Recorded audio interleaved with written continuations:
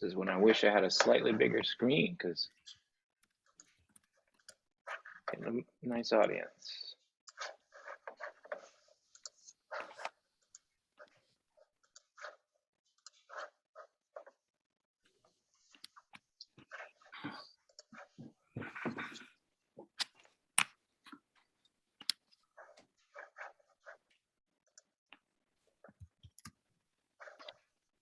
All right, welcome everybody. We're just taking a minute before we get started here. So thanks for coming to the Douglas Debates 2021.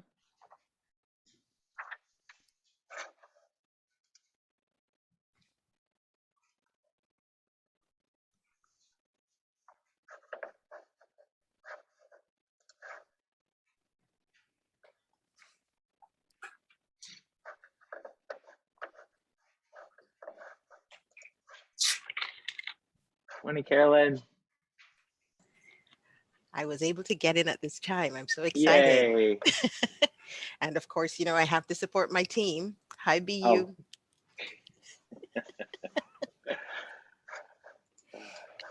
Yeah, thanks for joining us, Carolyn. We were hoping to have 3 rounds of debate today. We have 2, which is great. And we are good to go on the live stream and the recording. All right, thanks so much, Christopher.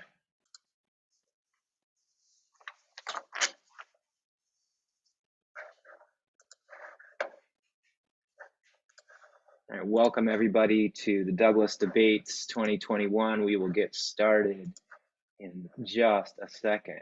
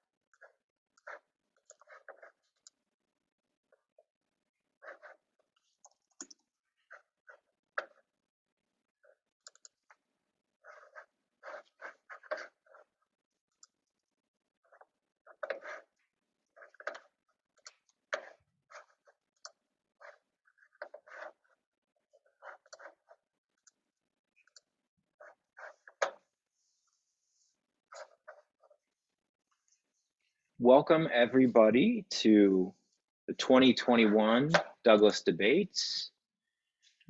My name is T. Storm Heater. I am the director and co-founder of the Frederick Douglass Debate Society, and I'm so happy, and there's a lot of emotion for me today because I love this project so much, and I'm so happy to see our students, our faculty members, all our supporters, our audience members, our commentators, the technical support from Chris.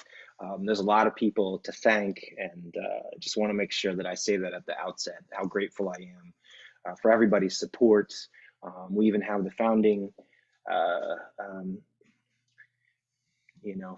founder of the Frederick Douglass Institute here with us, Dr. Trotman. So we have a lot of special people who are invested in this and are excited that we are debating social justice today.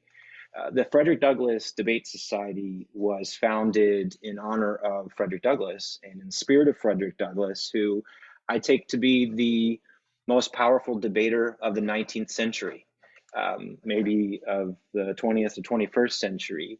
He was an orator, a speaker, and like all of you here today, all the debaters especially, he was an advocate for social justice, and he cared about these topics, and that's why he would debate them. He was an advocate for Black lives. He was a feminist. He believed in the capacity of humans to be free. And unlike a lot of Enlightenment philosophers, he knew that struggle was freedom, that you find freedom in struggle. Invoking Douglas's spirit is a reminder that there's a higher purpose for us today. Rather than just thinking about a debate in terms of a win or loss, we're here because we really care deeply about Black lives, and we're sickened by the police brutality that led to the death of George Floyd, Breonna Taylor, Dante Wright, and others. Today's debate is going to focus on social justice movements and police abolition. Each two-person team was assigned a side, either affirmative or negative, and prepared arguments. The proposition that they will be debating is social justice movements should work towards the abolition of the police. Each side will be presenting opening and closing arguments, and they'll be able to cross-examine the other side. At the end of the debate, our commentator will provide oral feedback, and we will open the floor for questions and comments. I'm going to go over the format of today's debate and introduce you to our debaters and our commentator. So debate one of two debates today, we have from Bloomsburg University, Caitlin Kuipers and Lindsay Garnell. Thank you for joining us. And from East Stroudsburg University, with the negative, we have Ayanna Ava Elkins and Zahir Goins. Our commentator today will be Dr. Rodney Taylor. Rod, do you want to say hello? Hi, yes. How's it going, everybody? Glad to be here. Thanks, Rod. And what Dr. Taylor will be doing at the end will be presenting two areas where each team did well and one area for improvement. And the format of today's debate, okay. Before we get there, I also want to thank the coaches, Robert R.J. Green of Bloomsburg. Thanks, R.J. And Nicholas, how do I pronounce your last name? Oh, thank you for asking. Prephan. Prephan, okay, Nicholas Prephan from Westchester University, our new head coach there. So much work goes into this. Thank you so much to our head coaches. They really have done a lot of great work. And like all of us, they have a higher vision, all right? The higher vision is social justice. So that's what brings all of us together. And that's what makes our style of debate unique, is that, yes, we like the win and the loss, and we like the idea of assigning a side and only having two sides to any proposition. But ultimately, we are here because Black Lives Matter. We're trying to make the world more just. So thanks.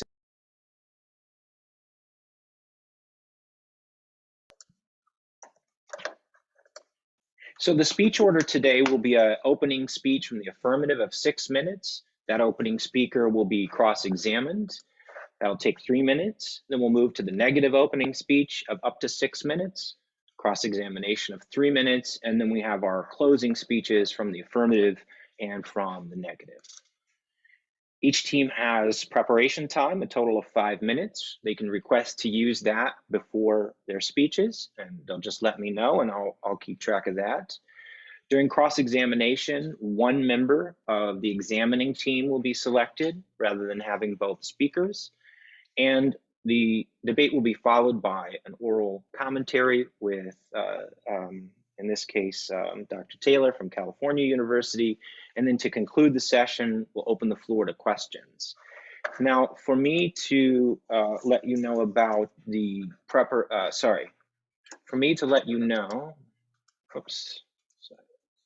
I will keep track of speech time. I would also like the debaters to keep track of their own time. And I'm just going to go old school. And what I will do is when you have 1 minute remaining, I'm going to give you the 1 minute. When you have 30 seconds, I'll give you 30 seconds. And then when it's time for you to stop, I'll ask you to stop. Okay, so that's the very, very old school way of doing that. So let's go ahead and meet our debaters today and let our round start. So I'm going to stop the share, and I'm just going to give our debaters a chance to tell us their names and then tell us whether they are opening or closing. So why don't we start with Bloomsburg University. If you could, Caitlin and Lindsay, just introduce yourselves and let us know if you're the opening or the closing speaker. Sure. Hello, everyone. I'm Caitlin, and I will be the opening speaker today.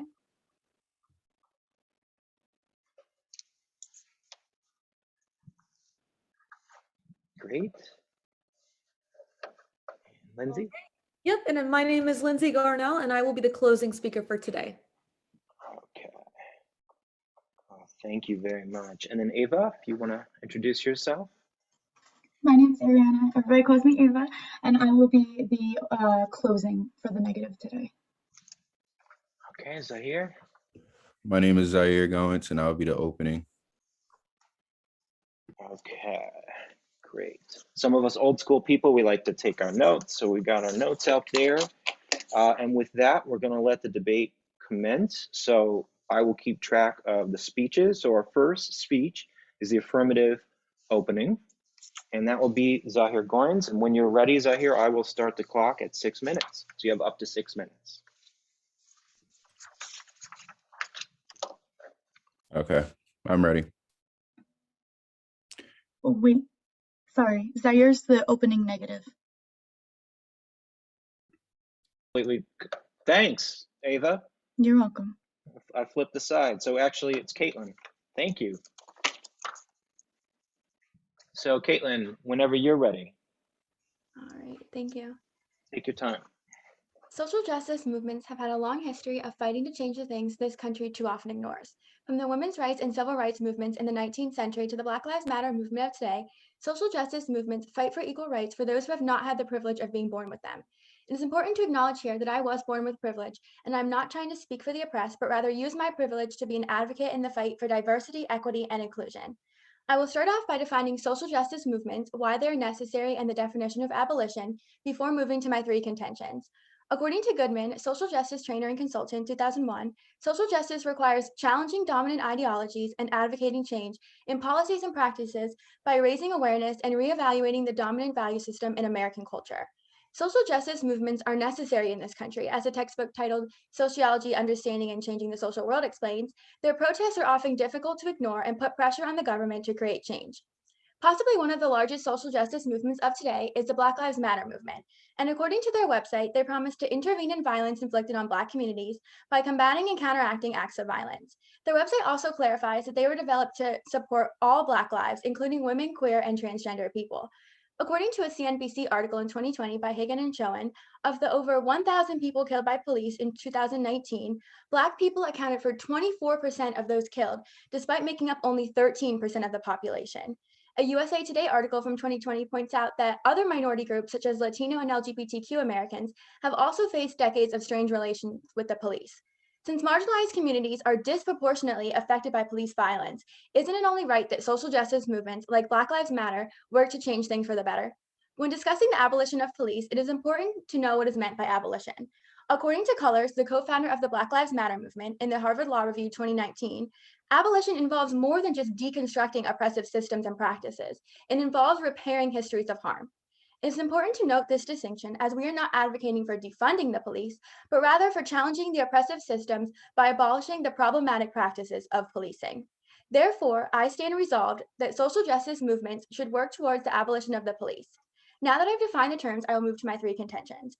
Contention 1. The police are killing Black people at disproportionate rates compared to white people, and the history of police brutality has gone back longer than we may think.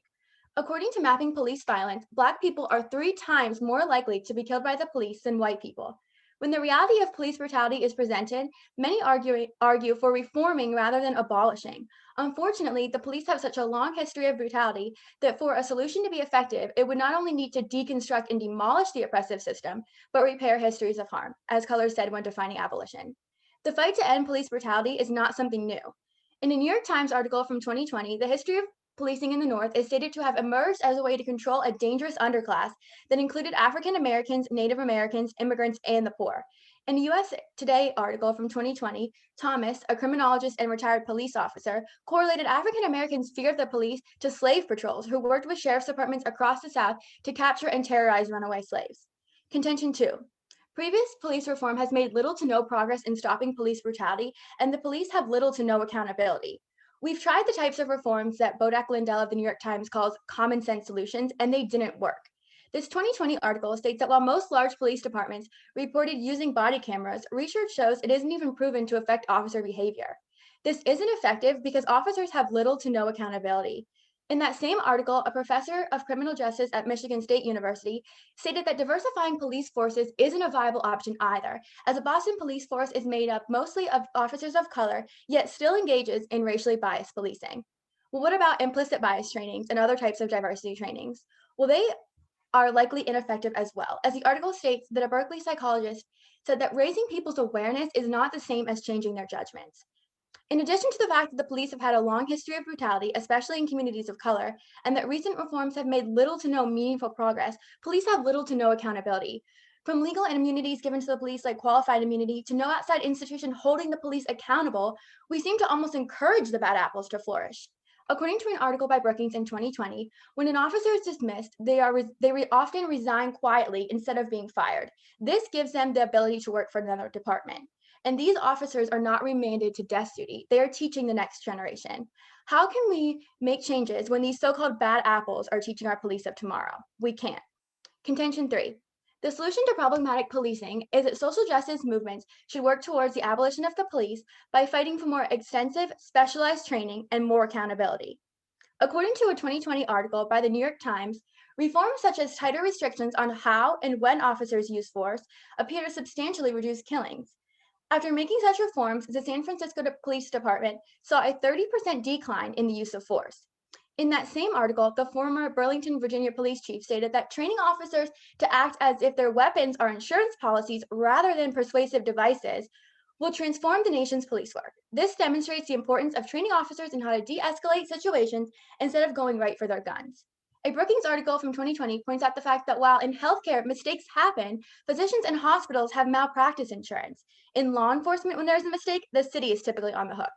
In that same article, it was stated that since 2010, St. Louis has paid $33 million and Baltimore was found liable for about $15 million in police misconduct. And research suggests that if money was used for other things like education and crime would decrease. So while extensive training may be costly, so is problematic policing. In closing, let's put an end to the injustices we have ignored for far too long and support social justice movements working towards the abolition of the police. Thank you. Thank you. We'll now move to our cross-examination period.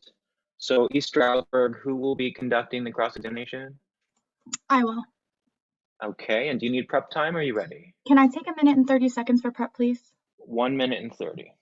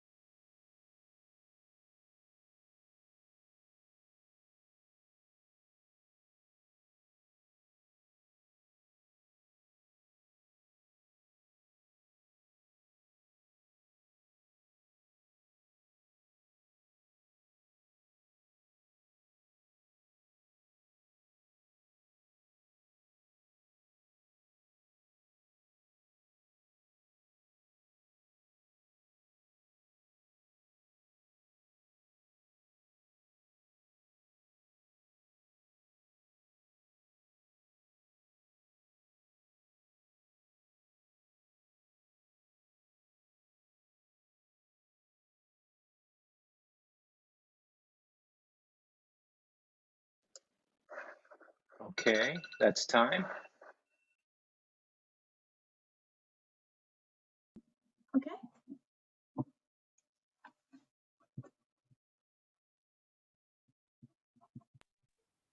ready whenever. Ready when you are. Okay, I'll start now. Thank you, Caitlin, for your time, and I appreciate your speech. We're definitely here today to focus on Black lives and working on making sure that police brutality is a thing of the past.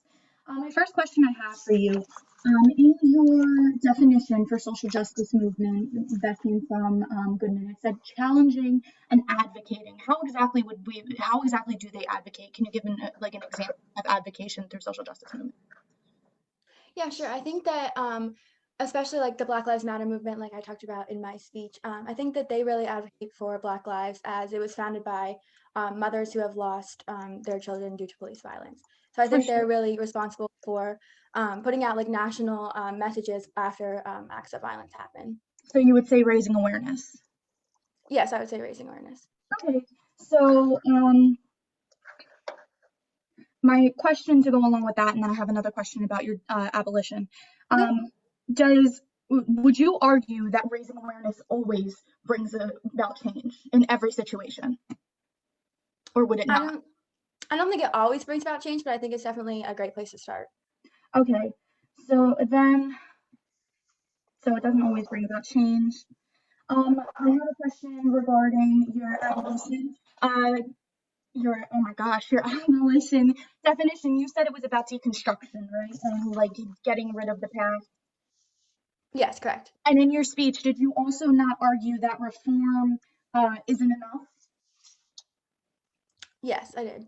And then isn't it true that in your third contention, you actually brought up reform rather than deconstruction and just talked about having harder reform in the police department? That's not the whole part, because if police do not understand the histories of policing in this nation, they can't repair the histories of harm across the board that I discussed.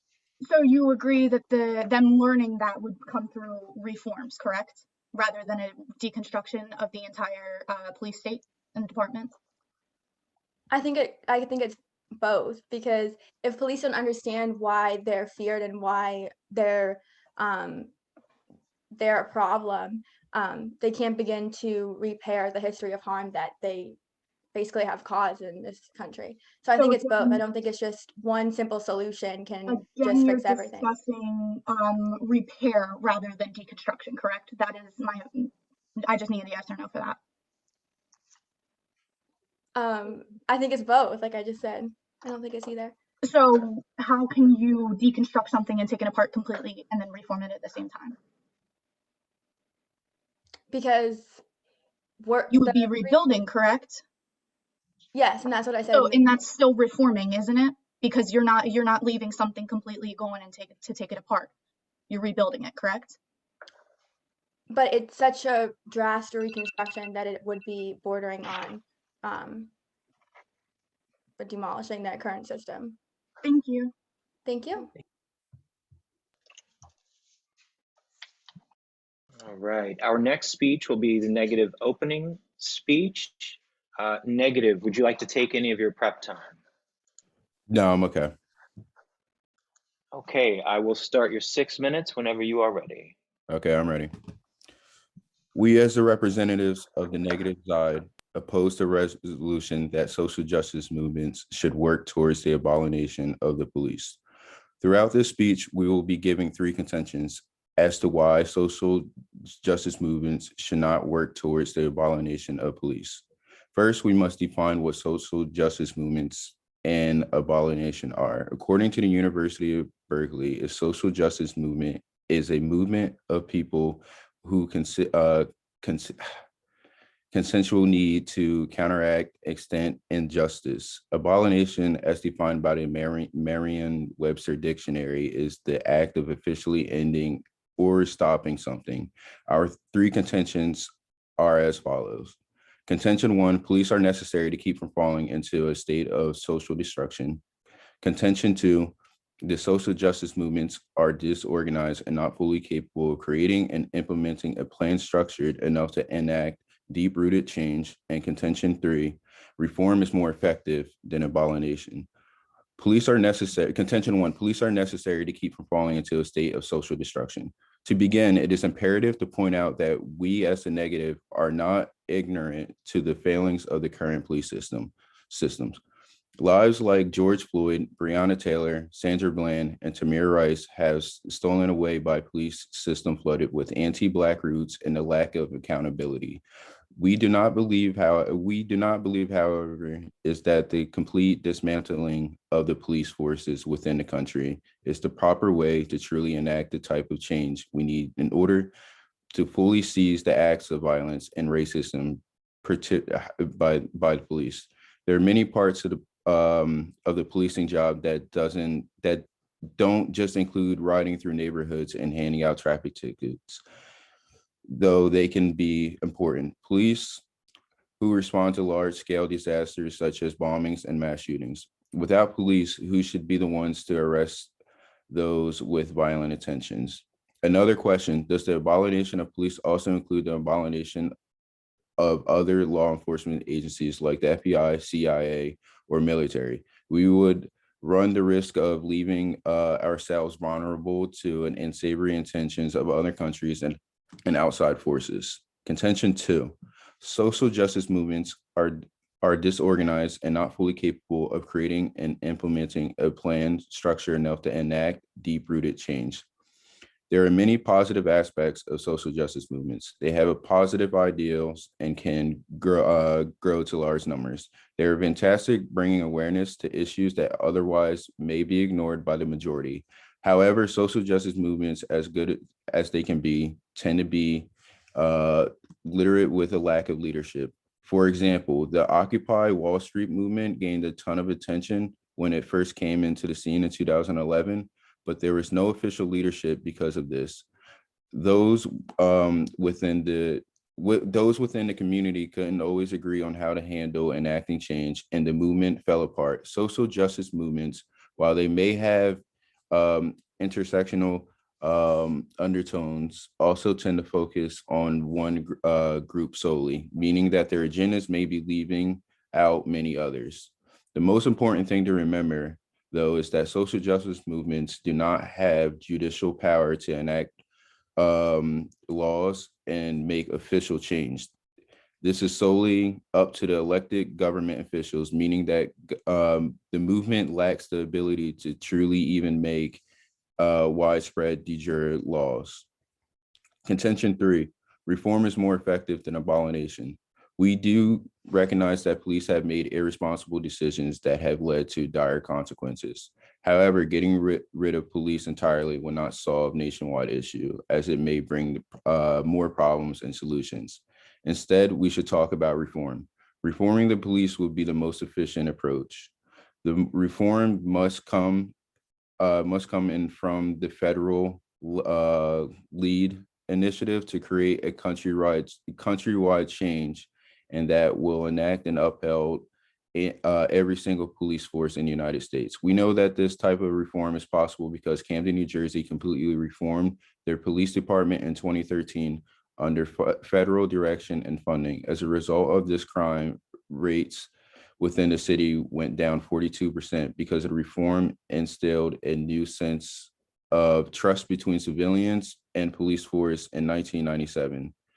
The 1033 program was created in order to give police more militarized weapons and a stronger presence. Throughout its existence, $7.4 billion worth of military equipment have been gifted to the police forces. Program 1122 gives independent police forces the right to use their own funds to add more into the stockpile. This have been blustered the violence against civilians. What we propose is the absolvement of these programs. Instead of taking these funds and using to cultivate reform in 2017, $139 billion of taxpayer money went to policing. This is 9.2% of federal spending. Taking a percentage to add and train social workers to go to each 911 call to ensure the proper authority can handle situations and mental health. Okay, thank you, Zahir.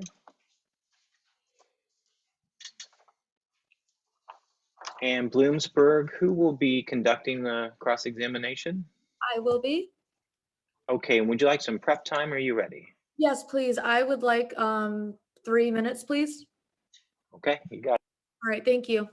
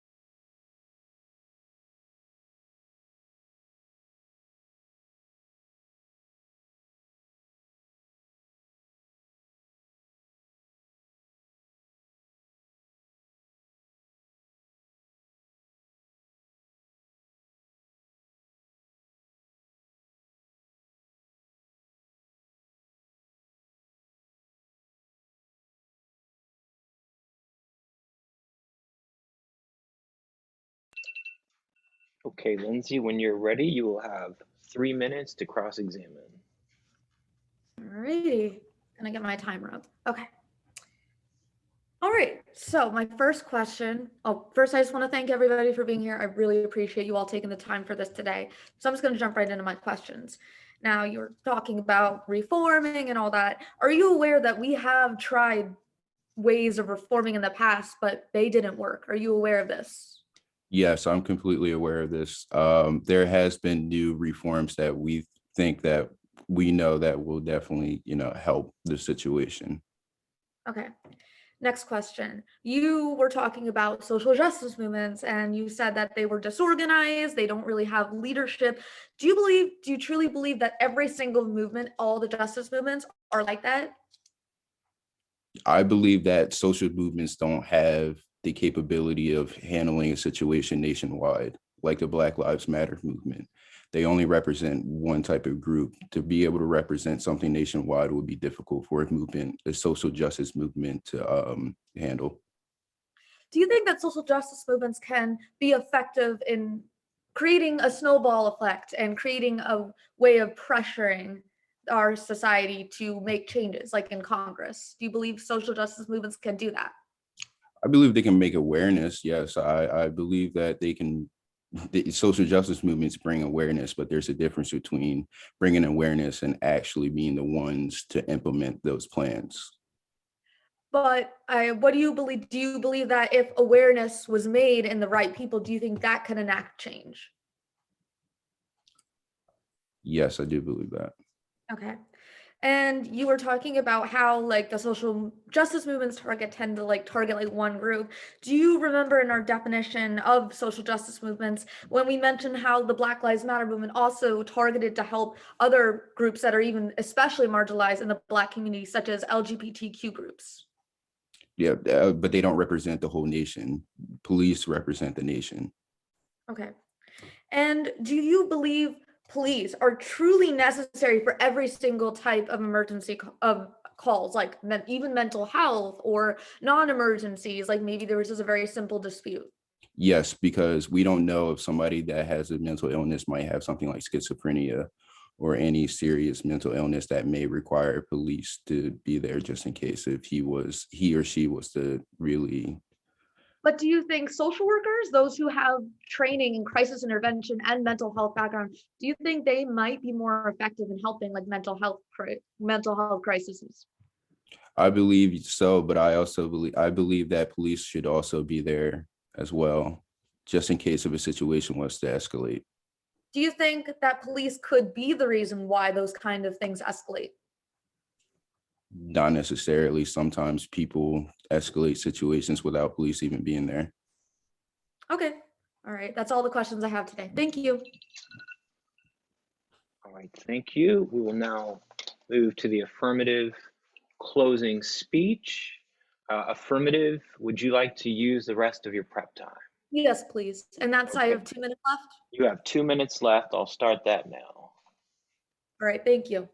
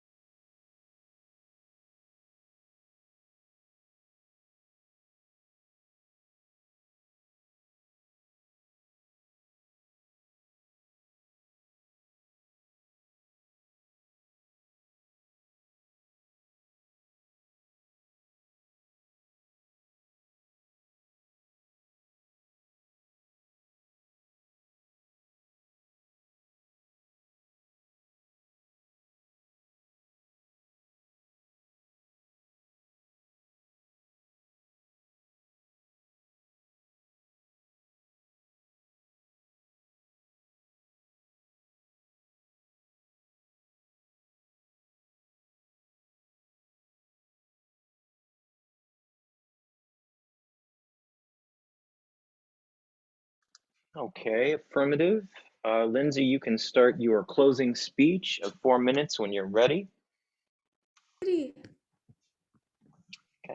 Alrighty, thank you all for being here today. Today, we, the affirmative, have argued that social justice movements should work towards the abolition of the police. As previously mentioned by my partner, the definition for abolition we are using is from the Collard's Harvard Law Review from 2019, from the co-founder of Black Lives Matter.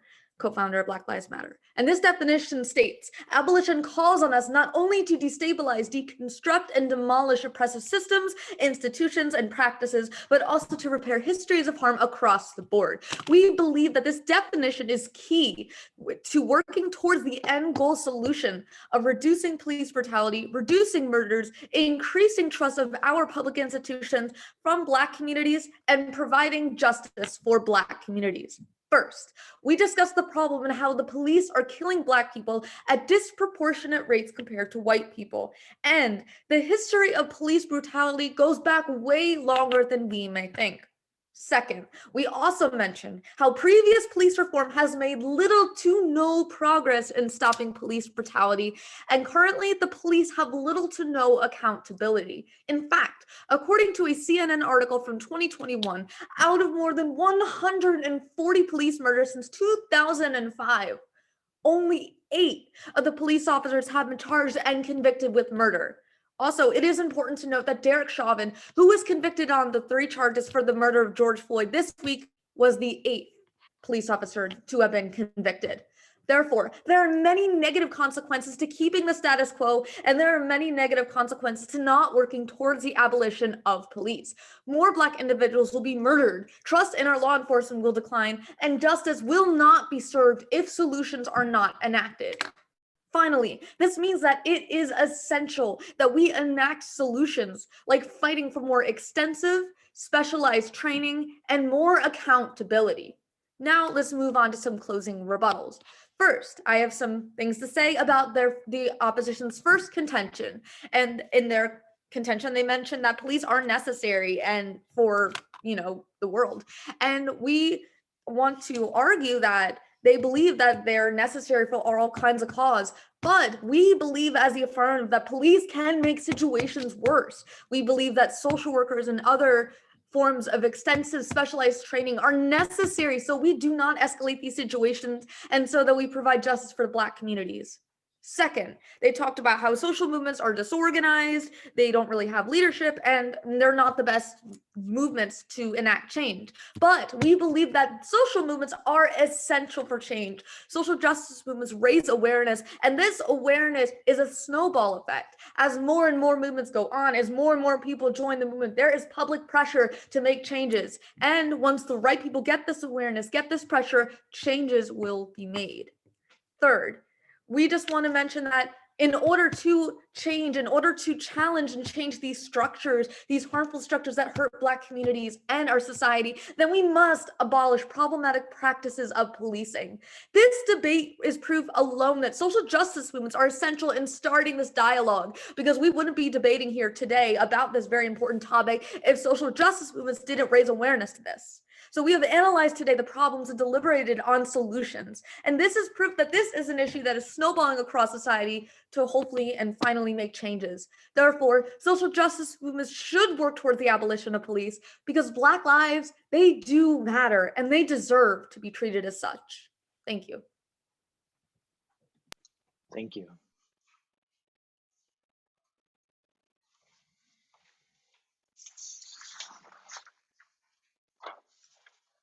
East Stroudsburg, you have 3 minutes and 30 seconds of prep time. Oh, 2 minutes and 30 seconds, sorry. Would you like to take it? Yes, please. Okay. 2 minutes, 30 seconds, starting now.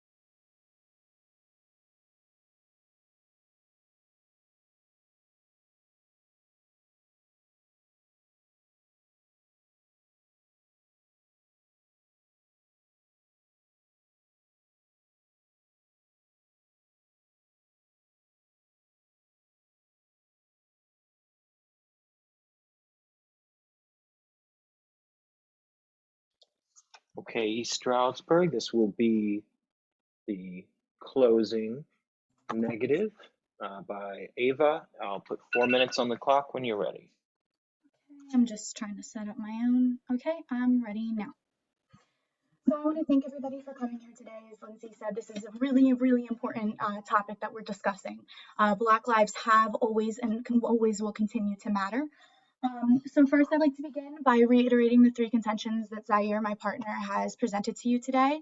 And our first one is, and I'm reading verbatim, that police are necessary to keep from falling into a state of social destruction. And as we mentioned here, we need them for instances that are causes of large acts of violence, such as bombings and shootings. And I would just like to point out that the affirmative did not talk on this topic and did not mention or disagree and talk as to why they would not be important in cases of violent acts. And then they made no comment about the point we had on the snowball effect of the removement of the police, if that could turn into the removement of the FBI, the CIA, or military. Then I would like to talk about our second contention. Social justice movements are disorganized, not fully capable of creating and implementing a plan structured enough to enact deep-root change. So what we mean by this and what we discussed, for example, was the case of Occupy Wall Street movement, in which the movement itself fell apart due to its which was a movement created to not have leadership, and because of this, it fell apart. And so in cross-examination, our opponents, the affirmative, brought up the idea that not every movement is the same. And that is correct. And that is another reason as to why we can't rely on social justice movements to bring about this abolition, to bring about the proper change necessary, because if they're not all the same, then how are they going to cause that? How are they going to cause that and enact that change? Again, that has to go with the disorganization. Third, our contention was reform is more effective than abolition. And what we talked about here, actually, we gave an example of Camden, New Jersey, in which in 2013, under federal direction and funding, the city reformed and completely revamped their police department. And because of this, their crime rates have dropped 42% since 2013. And again, the affirmative had no contention or no evidence to counteract this. So what I really want to talk about is a couple points that were brought up during cross-examination. First, that the idea of police and social workers, and as Zaire mentioned in our plan, we bring in the fact that we believe social workers should be on call with police. We do believe that they are there to cause de-escalation in the event that it would ever happen, and that is why they need to be there, and police are there in order to protect themselves and to protect the people who are there at those situations. We also something that was brought up during cross-examination during the closing speech of the affirmative was that they are looking for a social organizations to cause awareness, but that is hoping that the right people are going to hear the right thing. But I'd like to end today by explaining why the affirmative has failed to uphold the resolution, and that is because they brought about they switch between deconstruction and reformation, and by saying reformation, they are actually moving away from abolition, as we presented a definition from the Merriam-Webster dictionary that says that abolition is the complete removal of something, and that they never talked about officially the social justice movements making these changes. They brought up a couple areas of reform, but did not say how the social justice movements themselves would be the ones to enact these reforms, while we as the negative did bring up how the federal government would be in charge of a plan that we had a lot more to, but time was a little short. So for these reasons, the affirmative has failed to uphold the resolution, and I thank you for your time today. And that's it. Let's thank our debaters. Great job. Great job.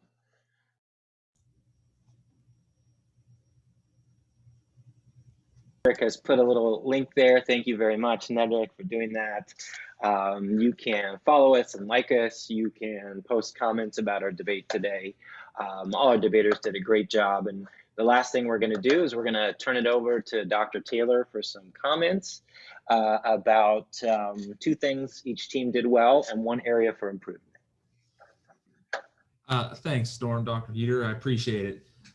First, I would just like to say Just excellent job by both teams. It is so important to have these conversations. So in that way, everybody that is present is a winner, because these conversations are timely and relevant. And just working in the spirit of Frederick Douglass, it is simply amazing to see these conversations across our university system, our ever-changing university system. So I have a couple comments for both teams, and I believe this is on me, that sometimes I had a hard time discerning who was whom, but that's me, and I attribute that to Zoom. I feel that if we were at Bloomsburg or wherever we would be, that I would be very clear. No, so if please do correct me if I attribute these comments to the wrong team. But first, for East Stroudsburg University, I would like to say that your supporting claims for the resolution, I felt that you guys had good supporting claims. So when like an academic writing, when you're coming up with a thesis, you always want to back it up, and I felt like you guys did that. And I also believe that your team responded well to cross-examination. So that was well. The one piece of formative feedback that I would provide is that even though you guys had good supporting claims, I would encourage you guys to reassess the quality of some of the sources. I noticed that in one time the Merriam-Webster dictionary was cited, and while that is indeed a valid web source, that your university would more than likely provide the Oxford English Dictionary as a means for your research. So anytime you're researching your studies, that you're trying to find a high quality definition, the OED, the Oxford English Dictionary, should always be your go-to. So that, but otherwise, I do feel that the quality of, because I was like, man, I got to find a hard time finding something to say. So that's for me. And next for Westchester, again, excellent job. I've learned a lot from both teams. And this one comes to the cross-examination, is that I believe you guys asked excellent cross-examination questions, which is a reflection that you used the time requested well. And like, I'm sure that it would have been like a huddle and talked about it, but in the time that you requested for that, I feel that it was an effective use of the time. And the next, this comes down to research. I think, since I'm always teaching research writing, is that well-researched and argued points, and I think that you did so ethically and fairly. So good job on that. But my one piece of feedback, and I might be, again, I may have appropriated this to the wrong team, is that I did not see that you guys provided a substantive alternative to abolishing the police. I got the impression that more attention was drawn to legitimate issues with the police, but I did not get tangible alternatives. And I do believe that was acknowledged in the closing statements. And then just a bit of a follow-up too, is that at times I felt that passive voice was used. So that was me using passive voice. And if you're using passive voice, you're avoiding the usage of active verbs. And that means that you may not necessarily know who should be performing that action. So when you're doing that, you should always do it in the active voice to know who's performing that action in the sentence. And that way, it won't leave the audience to discern who should be receiving of that action. So, but overall, excellent job. These conversations are timely and relevant and necessary. So thank you all. Thank you so much, Dr. Taylor. We're really grateful to have your feedback, and that's going to be very helpful as our debaters move forward and reflect on what they did today. Just in the interest of time, I will see if anybody has any comments or questions for our debaters. We have about 2 to 3 minutes left in the session. So I'm going to open the floor to see if anybody wants to make comments or questions. That could include our debaters as well, if you have comments or questions. So the floor is open. More of a comment, really, but I will say Lindsay definitely had a super powerful speech. Kind of gave me chills. Not even gonna lie. Thank you so much.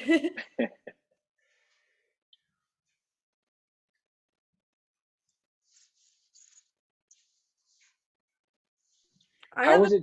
How was it? Oh, go ahead. I was just going to ask you what this was like on Zoom. I've never debated on Zoom, but please, floor's open. I just want to make a real quick comment to everyone. Just thank you all for being here today. And honestly, just wanted to say you all did a great job and I had a lot of fun being here today.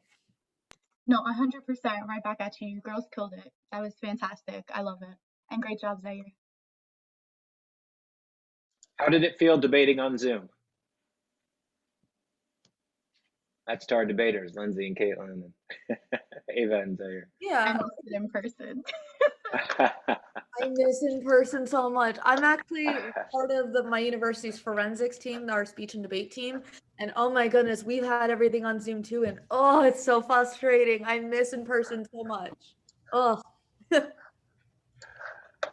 Dr. Green had a comment when you were ready, RJ. Yeah, congratulations, everyone. That was a fantastic debate. Really interrogated a timely issue from a variety of sides, and that's something that I'm curious if you all would like to comment on.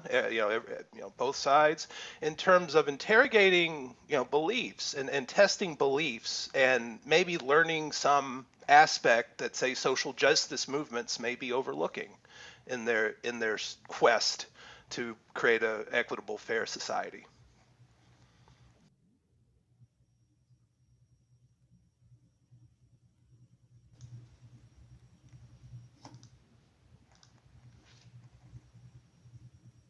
I mean, I would say for myself, as someone who actually is a like supporter of the police abolition and or defundment campaign, it's really weird to argue for the negative when you don't believe in something, but it's okay. I mean, I'm all for reform as well, but I think that something that we don't understand with social movements, and I actually took a political sociology course, I'm a sociology minor last semester, and in that we discussed social justice movements. The whole thing was about social justice movements. And the reason why we chose to bring up Occupy Wall Street is because that was one of the biggest things, the last thing we focused on, and that was one of the pitfalls of social justice movements. And I think that something that social justice movements in general as a whole need to work on is just that consolidation, that making sure that there is some kind of leadership, though I do believe it should be elected, that way that it's more than just raising awareness. They can go and lobby elected officials, and that is essentially what people have been doing, what movements have been doing. But I think it could happen on a lot stronger scale, as Lindsay was saying, like that snowball effect. But it needs to be more. I'm not saying every social movement, because I definitely see Black Lives Matter as a movement that's currently really going and doing that. And I think another thing is social justice movements need to work within each other, and they need to work together. And we discuss intersectionality within movements, and I think there needs to be intersectionality. Those movements need to come together, because when there's more movements, more people coming together, their voices get stronger and stronger. Before the rest of you jump in on that, I have to go run an anti-racism training. The work never stops. I want to thank all the debaters. I learned so much from you. I will see you all back here at noon. Rod is going to take over and just let the last folks wrap up with the conversation. So thanks everybody. Thanks, Dr. Taylor. And I'll see everybody back at noon. All right, now I'm in charge. No, I'm kidding. Now we're going to talk about literature. No. Any other questions or comments while we're here? It was such a great opportunity to have these conversations. So, does anyone else have anything to say? Yes. Point that. Oh, you can go ahead. I just want to make the point that although the title of the grassroots movement is Black Lives Matters, that it is an intersectional movement, and that the co-founders and founder of the movement are queer affirming. So even though the terms aren't necessarily there, it's in the literature. Thanks, Ned. Kyle? I'm just glad that we're having the opportunity to still debate and still come on and do these kinds of things and have these conversations. I'm somebody who's been not a lifelong debater, but I've been debating in high school, and this is my very first college debate. Even though it's been something I've been very interested in a long time. So I'm just really grateful to sort of get my foot in the water with this type of stuff, because I am somebody who wants to be a civil rights lawyer in the future. So to me, this is like any kind of practice is appreciated. And I really appreciate you guys and everybody else for contributing. Thanks, Kyle. Anybody else?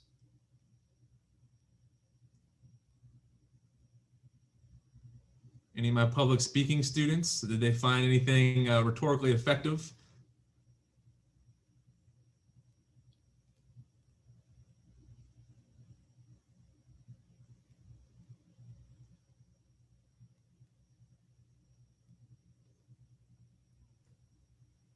I just like to make a couple of comments, if I may.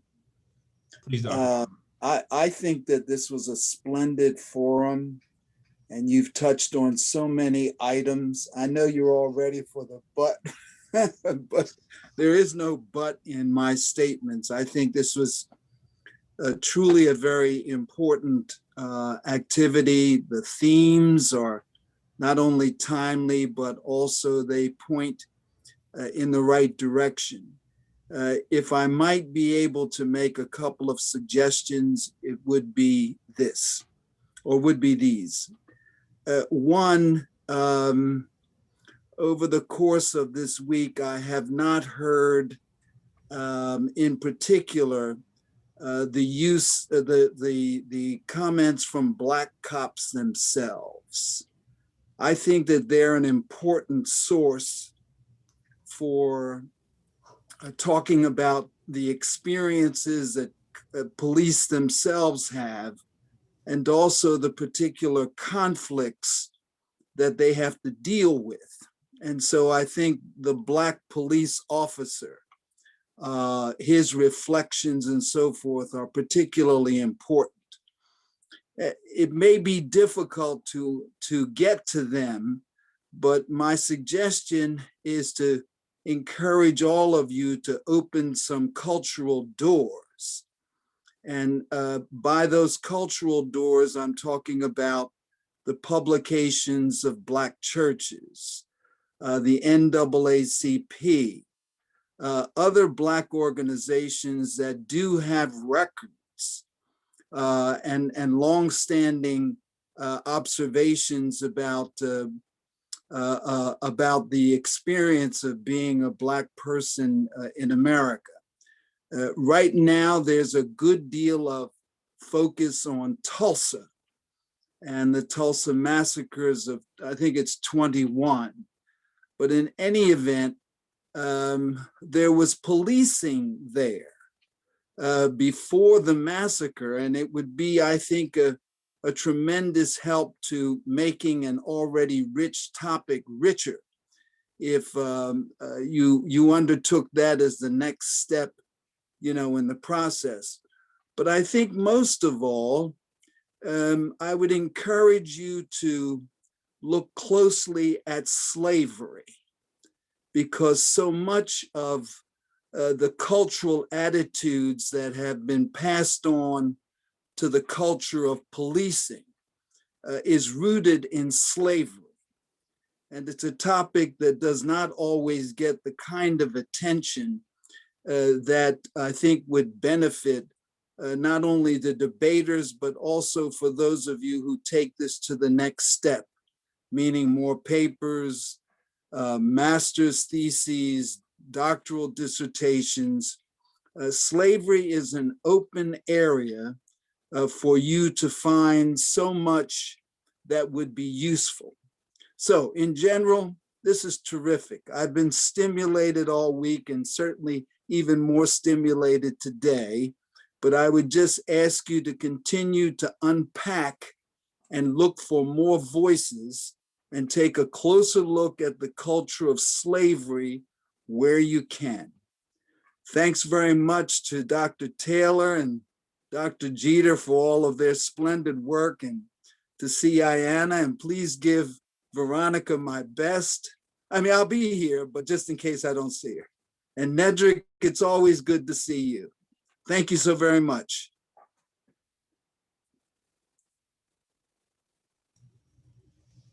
Thank you so much, Dr. Trotman. Does anyone else want to take a concluding word before we can conclude? Because I believe the next one is coming on at noon.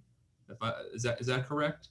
Dropped it in the chat. It's a community healing space. We know that these conversations take us to places where we have to rehash lived experiences and events. So Dr. Watson and the collaborative, we're offering a community healing space, and I've dropped the link to the Zoom in the chat.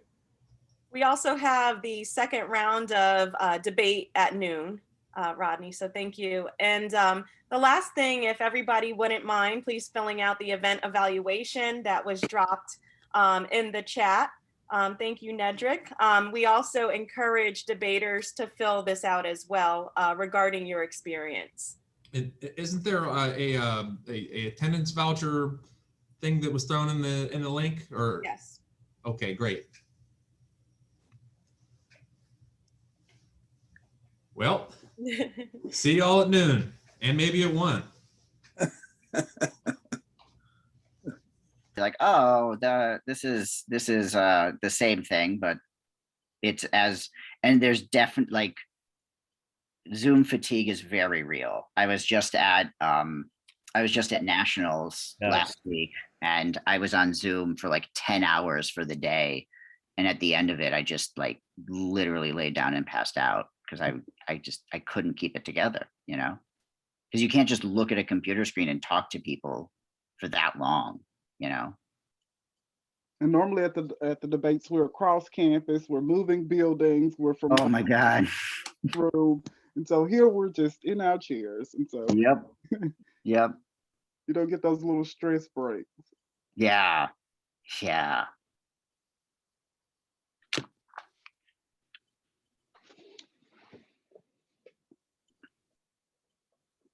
And thank you, Dr. Trotman, for coming. I am so your book this week. I'm using it to compare it with other pieces as I attempt to upload Douglas into Voyant, which is this new software from the digital humanities that will allow you to access words and phrases that are prevalent within a text. And so I've been doing a little work on it. So the next is turning your book into full text so that I can put it in with the other Douglas pieces.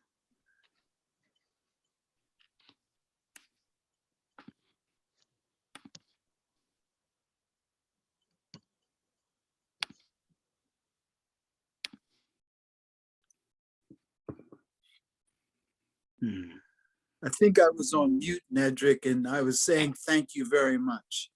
Yes, sir. Thank you for all the hard work that you've done. I looked at your video of dedicating the Frederick Douglass Memorial on statue on last week with your family present, and it's just all of the work that you've put forth. I hope that I can have at least half of the career that you've had. It's a joy, just a joy. Yes, thank you so very much for those kind words. Yes, sir. And hello, Dr. Chris.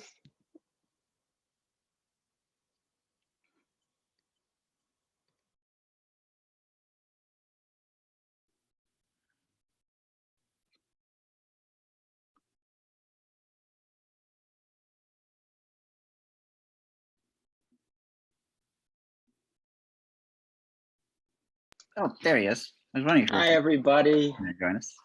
I am running in between so many different things. Nick, you are amazing. I'll explain why in a little bit. How's everybody doing? And do we have everybody here? Looks like we have Dr. Walker there. It's going to be our commentator. And let's make sure that we have our East Stroudsburg team. So we have Shelly. Yes. Okay. And Kyle. Yes. And Evan is there. Hi, Evan. And Zara. Am I pronouncing it correctly? Yes, it's Zara. Zara. Okay. Excellent. Thanks, everybody. Hope no one had a heart attack waiting for me. I want to just introduce our session today, talk a little bit about what we're doing, and then the debate will commence.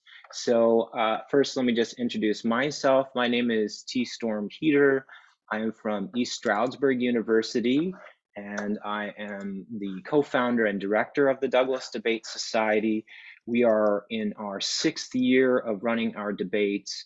This year is our first Zoom, so please bear with us, and we thank you for being able to be flexible.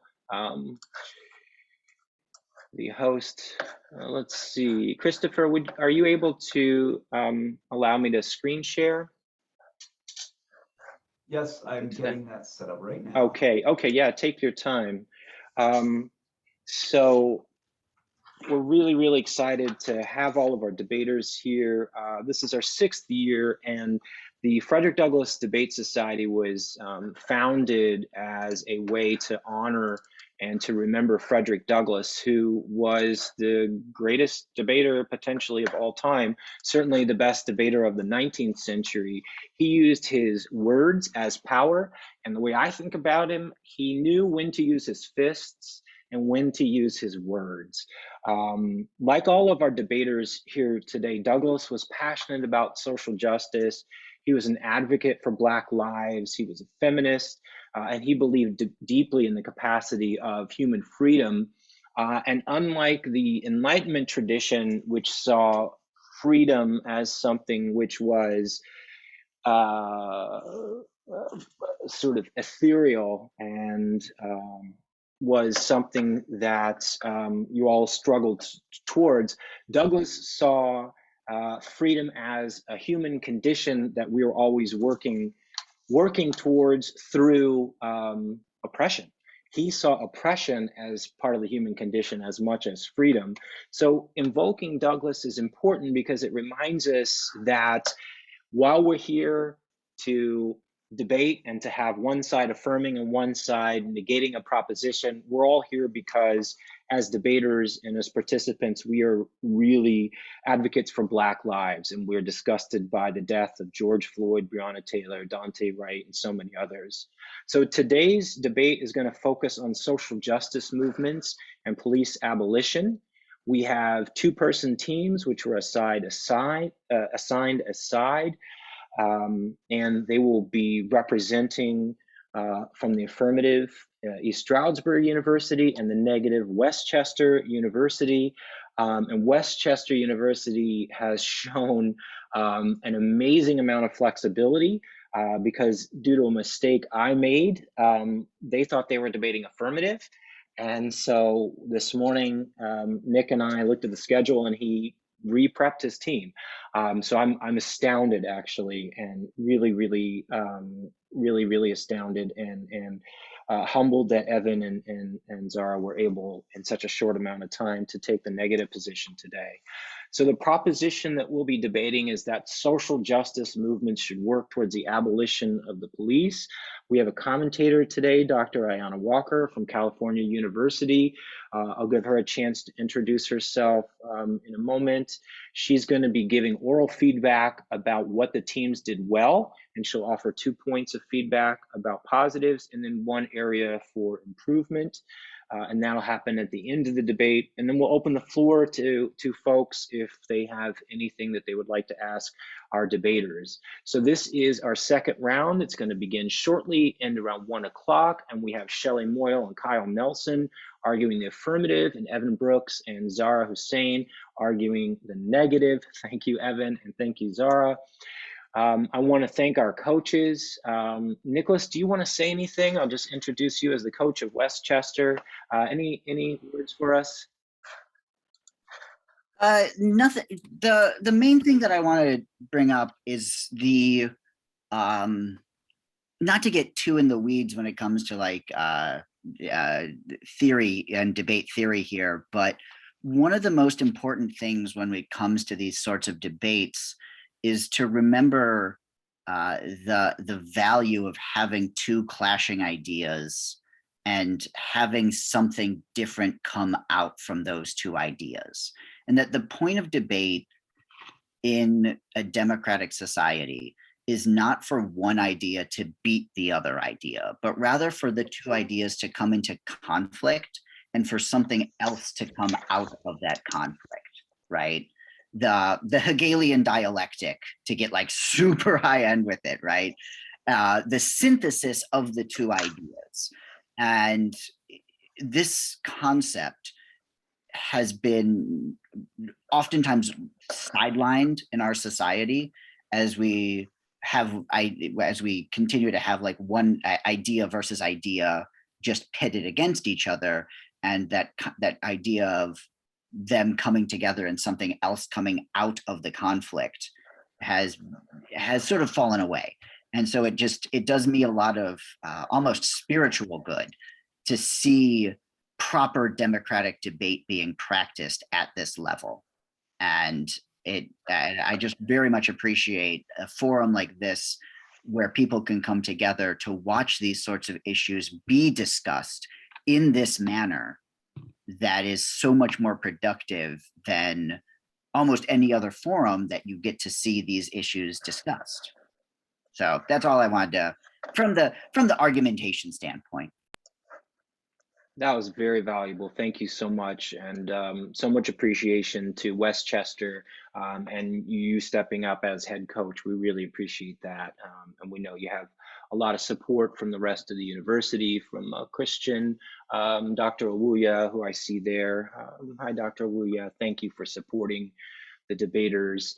Our other coaches, Robert Green, RJ and his team this morning did a wonderful job. So thank you so much to RJ and to everybody who has contributed to our ability to have these debates. In terms of the structure of the debate, we will give the affirmative 6 minutes to open. They will then be cross-examined for 3 minutes. The negative will then get an opening speech of 6 minutes, followed by a cross-examination, and then we'll have our affirmative closing and our negative closing speeches. Each team has a total of 5 minutes of preparation time, which they can take before their speeches or their cross-examination, and I'll keep track of that. During the cross-examination, there'll be one member conducting that. So after the opening speech, one member of the other side will give cross-examination when they can ask questions. And our debate will be followed by oral feedback. In terms of our oral feedback today, we're very lucky to have our commentator, Dr. Ayanna Walker from California University. And I'll just let her introduce herself and tell you who she is. I want to thank her for her time and all of the work that she's done with our Douglas Debate and Research Days. Dr. Walker, do you want to briefly introduce yourself? Sure. Thank you, Dr. Heater. I'm Dr. Walker. I am faculty at California University of Pennsylvania. I'm also FDI director, and it's been an exciting week. So thank you everyone for all of your preparation that went into this, and everyone who was there to support the presentations earlier in the week. It's just been a wonderful, wonderful conference season, and this is a perfect way to kind of end all of that. So thanks for your preparation and for being here. And while the debaters are speaking, I will be keeping track of their time. I encourage them to also keep track of their time with a phone.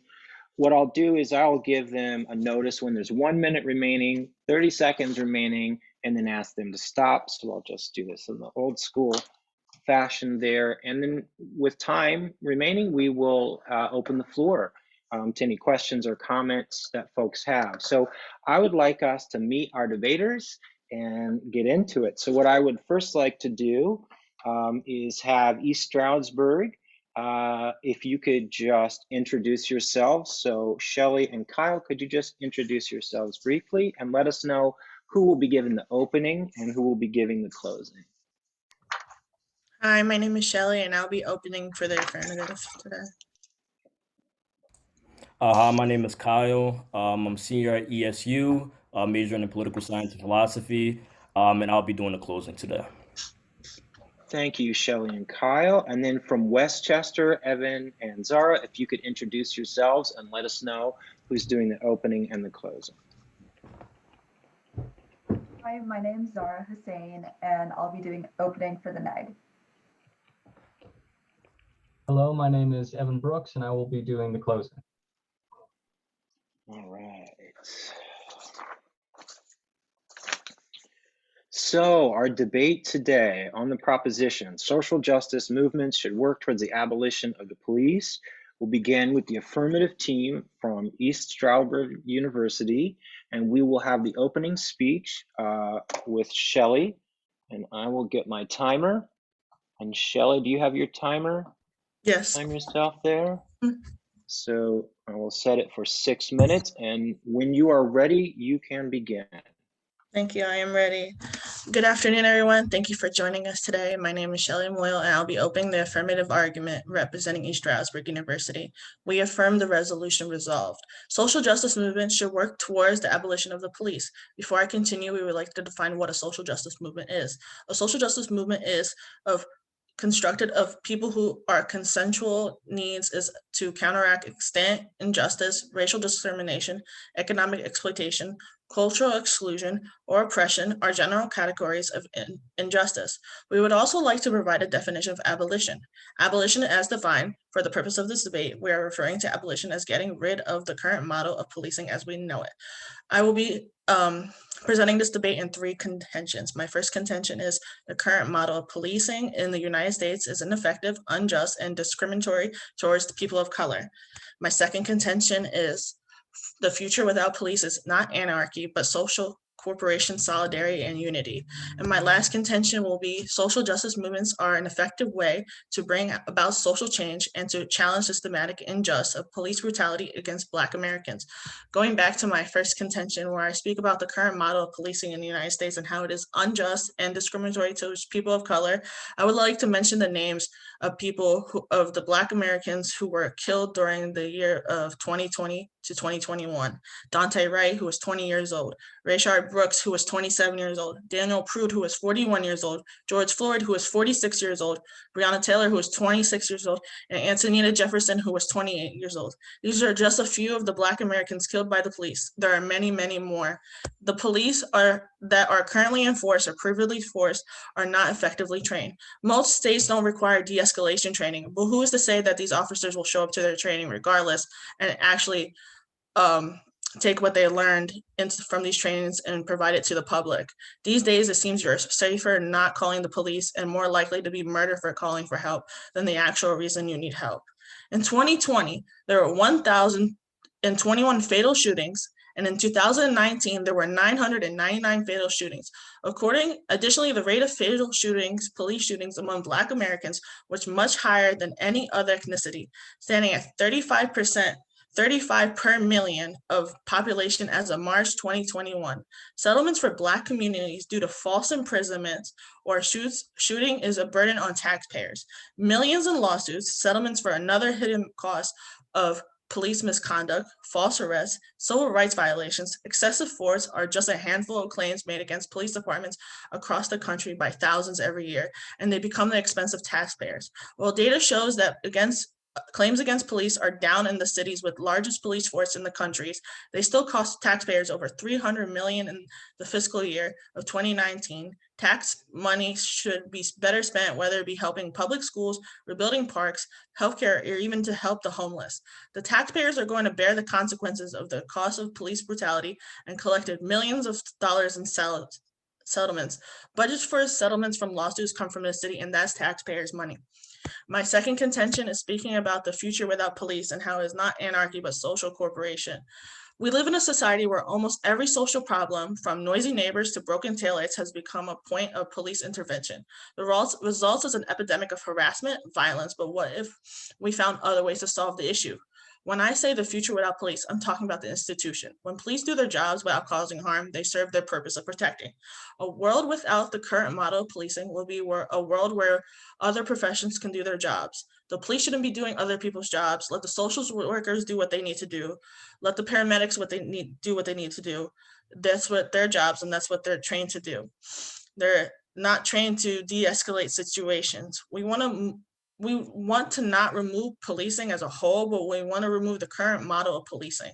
We want to provide a new model that shows the police and the current police how they could provide a new model, such as completing a 4-year degree in law enforcement or an associate's degree, or show some sort of military training. An officer should be required to take a lie detector test that shows if they're an aggressive person. If they come off as aggressive, they are not qualified to enter the force. And to my last contention, I talk about social justice movements as how they are an effective way to bring about social change and to challenge systematic race injustice and police brutality against Black Americans. From civil rights movements to Black Lives Matter movements are a prime example of our First Amendment rights. Being able to practice free speech, organize peaceful protests, and having the power to make a difference in our government are all great privileges of living in our country. Social movements' role in society is not necessary to achieve an agenda or solely change laws. Social movements is to allow people the opportunity to come together, speak their minds, and make people aware of an issue that is based around oppression. They can practice their constitutional right while making a difference in the world they live in. Just because their main goals aren't met does not mean the social movement was not successful. For a social movement to be successful, all they have to do is make someone aware of the issue that they were not aware before. Social movements have achieved many great civil rights movements. The Floyd murder on Memorial Day was especially shocking because of a videotape of the incident showed a policeman kneeling on Floyd's neck for 8.5 minutes. That incident immediately generated protests that continued into mid-July 2020 by conservative estimates that these protests have involved more than 20 million Americans in 2,000 cities and towns in every state in the United States. Thank you. Okay, thank you, Shelley. Westchester, who will be conducting your cross-ex? Evan or Zara? Okay. Do you want prep time, Zara, or are you ready now? Sure, I'll take a minute of prep time. 1 minute of prep time, okay.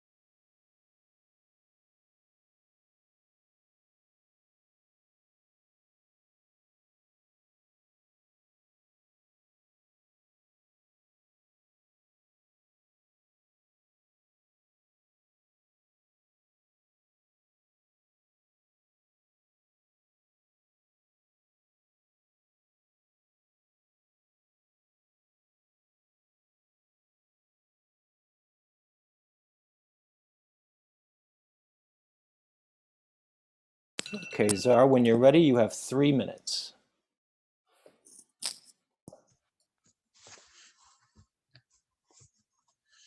Great, I'll just start my timer and then we can get started.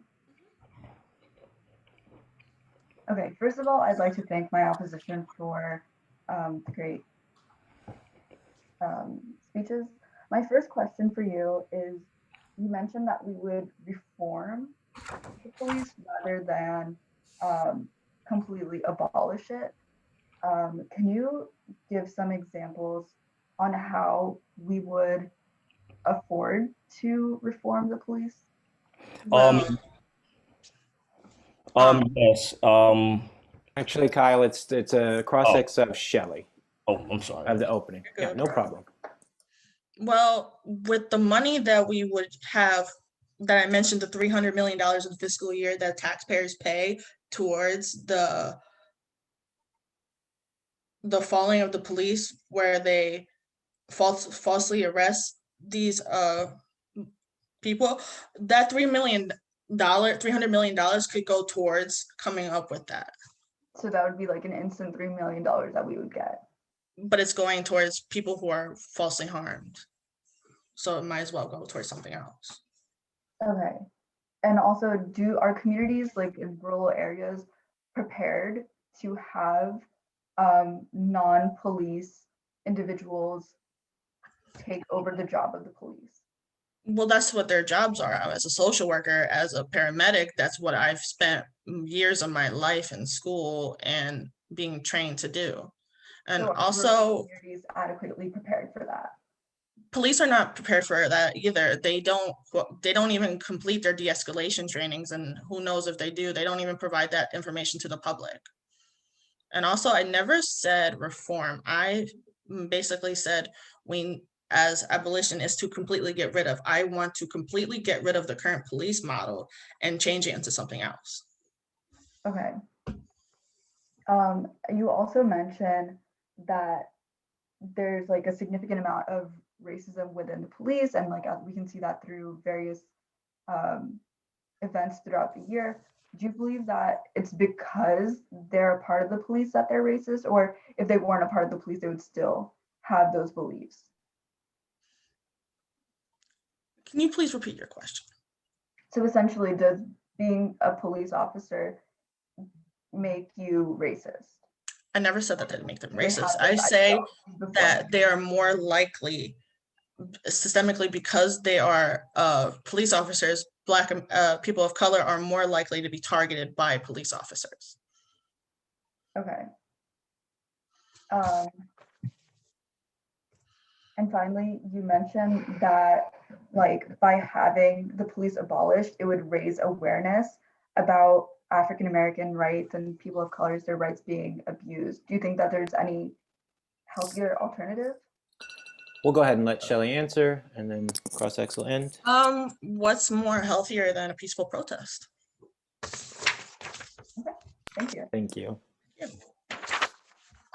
All right, so we've heard the affirmative opening and the cross-examination of the affirmative. The negative team can request some prep time if they would like, and then we will move to the negative opening speech. So Zara, would you like some prep time before your speech? I think I'm good. Okay, whenever you're ready, I will set it for 6 minutes. All right, and I'll get my timer started. And I'm ready whenever you are? Yes. Okay, great. So first of all, I'd like to thank my opposition for providing such a great case. First, I'd like to dive right into the definitions, our case, and then our affirmatives case. So we agree with the definitions that the affirmative provides, in the sense that social justice means that we are preventing oppression and racism, and abolish means we're completely getting rid of the current model of policing. So I'd like to offer 3 points of negation on why 3 points of negation. First of all, it causes unpopular distraction. Second of all, it perpetuates violence. And third of all, it increases violence and increases citations that are put on by the police that do exist. So first of all, unpopular distraction. We can clearly see that according to the YouGov poll from 2020, 16% of Democrats and 15% of Republicans oppose defunding the police. Karen Bass, leader of the Congressional Black Caucus, mentions that abolishing the police distracts from investing in communities. Essentially, what is happening is that individuals are focused so much on specifically abolishing the police that they don't take notice of other issues at hand, such as identifying the root cause of why there is racism within the police force. It's a very unpopular opinion and idea that can cause people to be driven away from the movement and hurt its overall goals of either the Black Lives Matter and other social reform projects and policies. Essentially, people associate BLM or anti-Asian hate movements with radical ideas, so even moderates would not be supportive of such ideas. So in order to have a successful platform for reform and to actually cause change to occur, we need to appeal to all individuals in order to create a constructive medium for reform to occur. Second of all, it perpetuates violence. The entire basis of abolition is essentially to punish the people who hurt us and seek retribution instead of repair, to acknowledge that in order to create a society that is free from violence, we have to move away from mobilizing the state and giving the state a monopoly of violence to respond to violence. Essentially, we're fighting fire with fire in the situation of abolishing the police.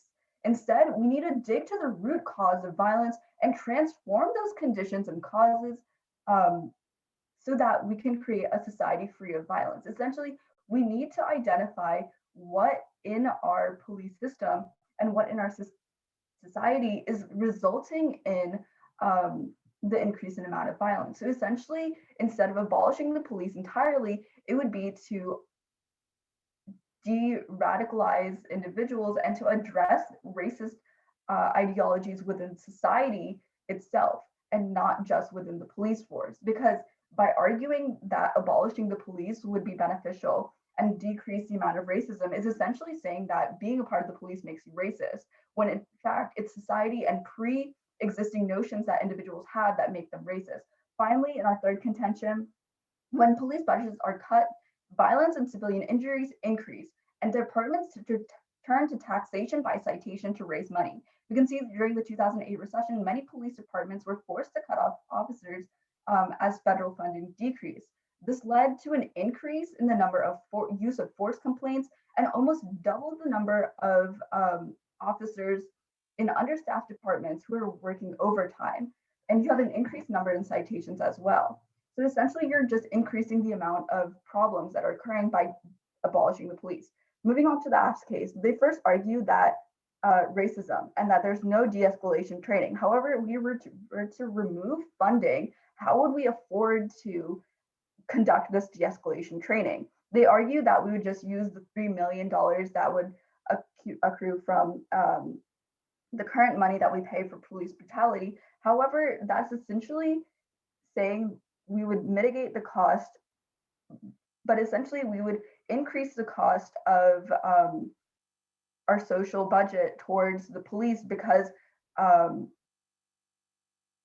we would not be ensuring that the de-escalation training would be effective, because our opposition argues themselves that we don't have any confirmation that de-escalation training is effective or is accurately conducted. Second of all, they argue that anarchy is not it's not anarchy, but social reform. However, we can see in our third contention that I just presented, by creating a abolishment ideology towards the police reform, you're creating a violent fire versus fire situation. So while it might cause some intervention and cause individuals to view the police in a new violent light, essentially you're creating mistrust within society of governing officials, which would essentially cause more social mistrust, and not only for the BLM movement, but also for other movements. Finally, they argue that social change would be beneficial of people of color. Once again, by saying that defunding the police would solve our issues is inherently ignoring the fact that racism is not inherent to police and it's inherent to society. And that's what we need to focus on. Thank you. Okay, thank you very much. That was the negative opening speech. We will move to the cross-examination of the negative by the affirmative. East Stroudsburg, do you want prep time, and who will be conducting your cross-ex? Yes, we would like some prep time. Okay, how much would you like, Kyle?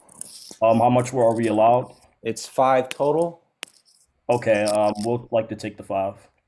All 5 now? Yes. No, we would like 2 minutes. 2? 2. It's 2, okay. All right, you have 2 minutes.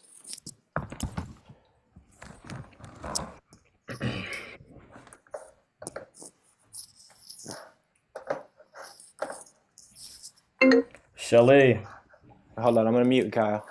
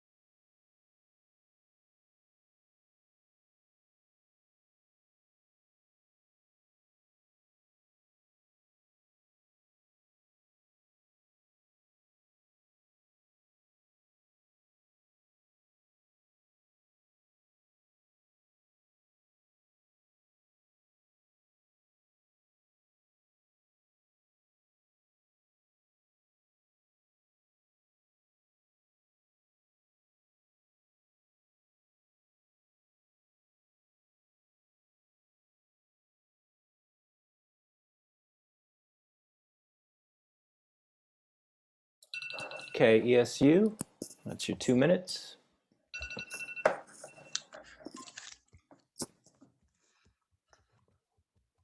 Okay, good afternoon, everyone. My name is Kyle Nelson, and I will be conducting the cross-ex for today for the affirmative.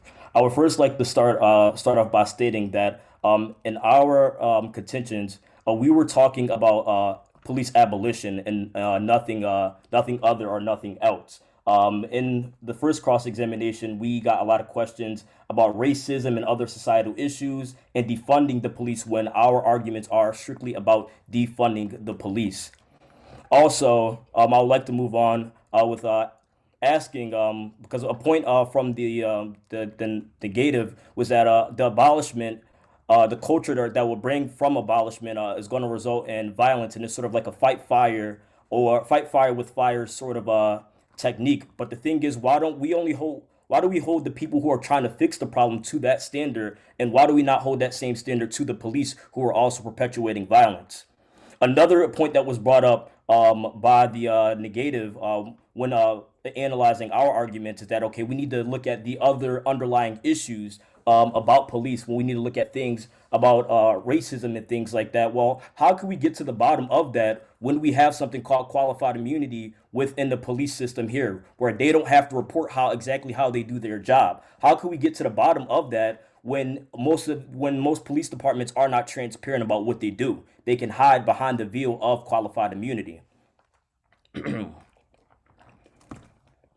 Also, we also just wanted to see where the proof or the stats remain for abolition leading to violence. We heard that claim a lot from the negative side, and we would just like to see if there was any kind of proof with that.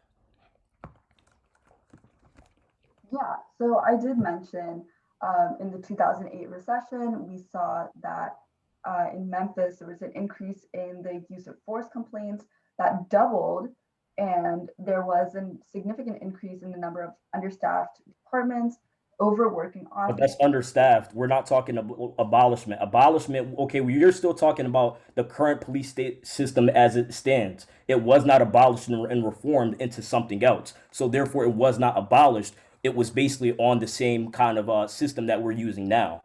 But essentially what we're seeing is that we're seeing a decrease in the number of police officers, so essentially abolishing them. And it caused an increase in the amount of violence that occurred. Okay, and how and your point about, okay, finding out the underlying issues within police departments, how could we get to the bottom of that with something like qualified immunity and very little transparency within police departments? So essentially what I'm trying to argue is that by abolishing the police, we're not solving the issue. If you do create a new system, it's not going to remove the inherent fact that there We are will be getting rid of we will be getting rid of little transparency and qualified immunity, which is a part of the current police state. Okay, that's time. Zara, do you want to answer that? I would like to, yeah.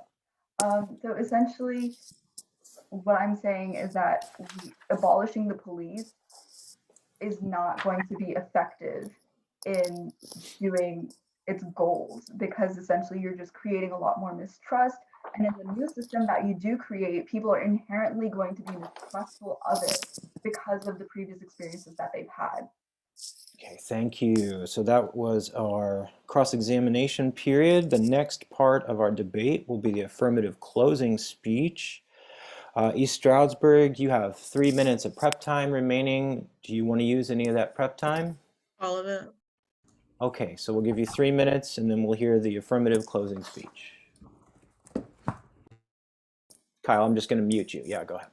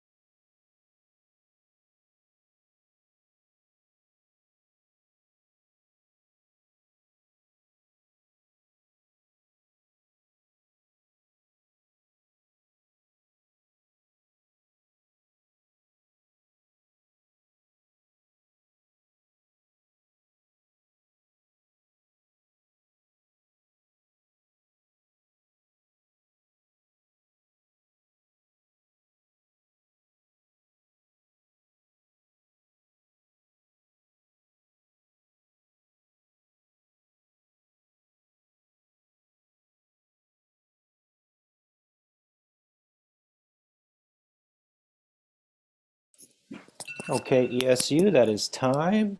So we will move to the affirmative closing speech Thank you. with Kyle.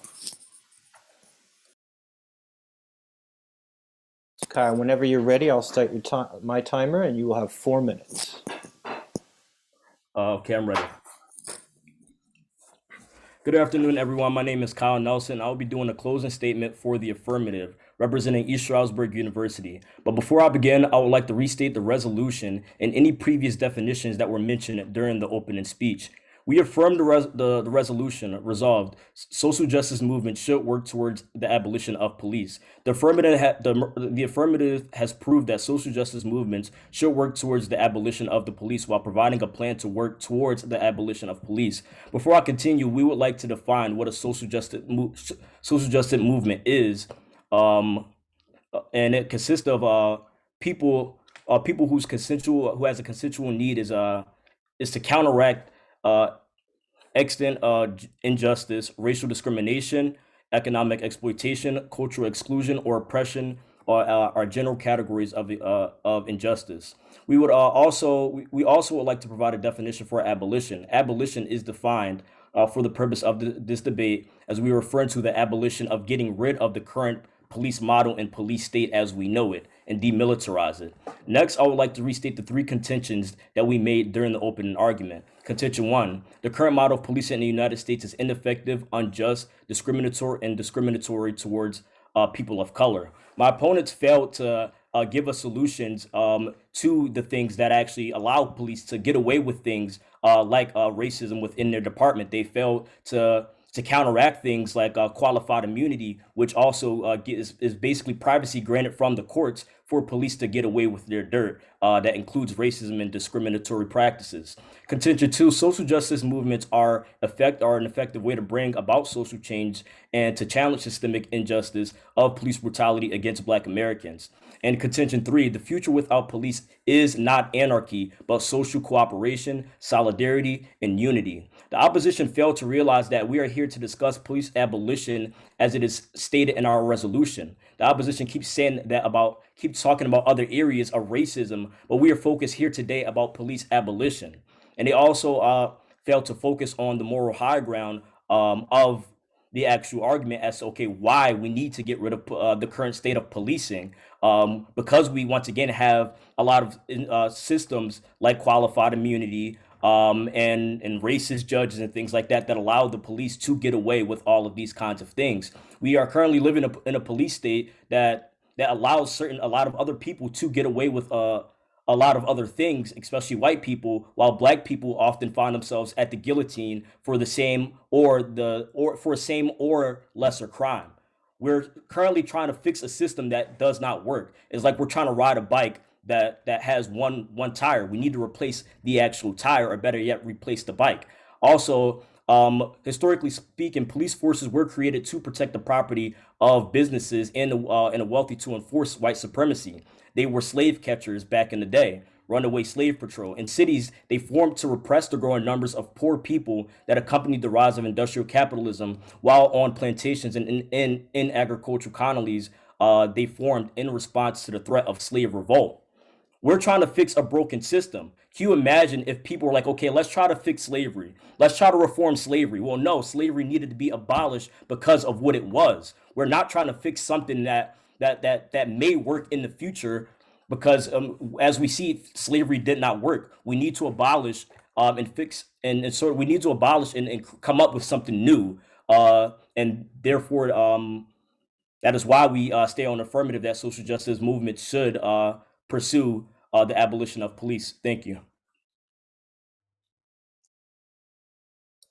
Thank you, Kyle. That was our affirmative closing speech. And our last speech of the day will be the negative closing speech, which will be Evan Brooks. Evan, you have 4 minutes of prep time remaining. How much of that would you like to take? All 4 minutes. Okay, you've got 4 minutes to prepare.